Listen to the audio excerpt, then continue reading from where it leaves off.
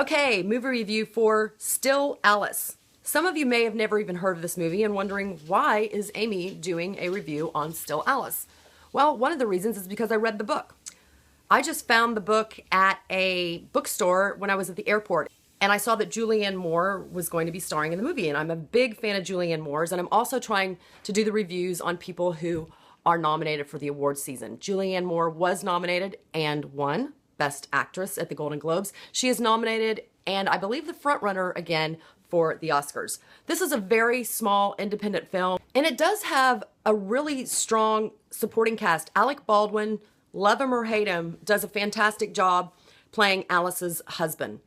He plays a scientist. Alice is a linguistics professor. In the book, she was at Harvard. In the film, she's at Columbia. So I don't know if they just couldn't get the permits to shoot in Boston or what. But it works at Columbia. I thought Harvard, to be honest with you, it's probably one of the top, if not the top school, ranked, I would believe, higher than Columbia. So that gave it a little bit more weight in the book, because she's losing the one thing that she has identified with herself: her linguistics, her brain, her speech. She studies language, she studies speech and how it affects us and where it comes from.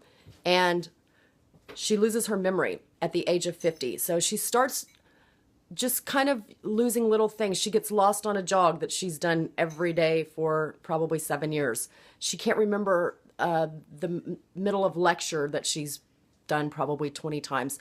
And she is diagnosed with early onset Alzheimer's. This movie will make you laugh. It will make you cry. I love the performance that Jennifer Lawrence gives as her actress daughter.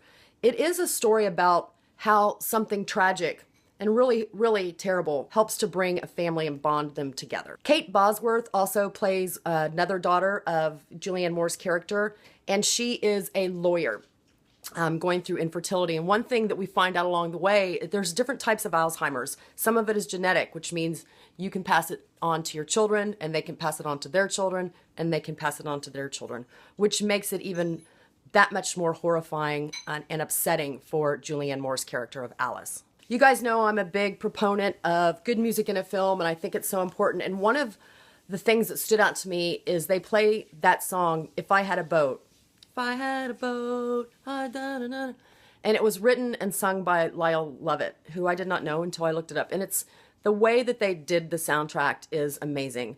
So yeah, I loved this movie. I think it's something great to see for all ages, but especially, it's something I really want my parents to see. If you make it to 70 and you are still with a spouse, it's something that you don't think is going to happen until later. And it, once again, just kind of teaches you and hopefully gives us all a lesson of not to take any day for granted, not to take people, relationships, jobs, your brain, your looks, your pets for granted.